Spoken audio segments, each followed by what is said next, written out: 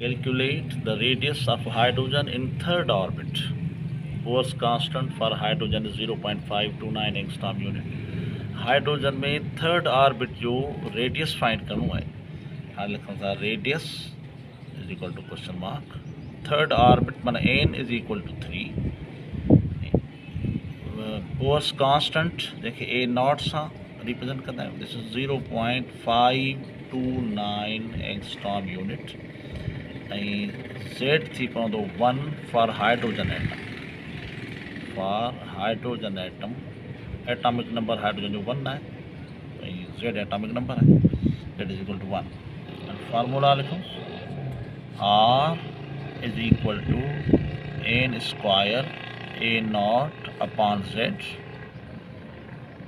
radius is equal to 3 n की value 3 square into a nought 0.529 Z है 1 hydrogen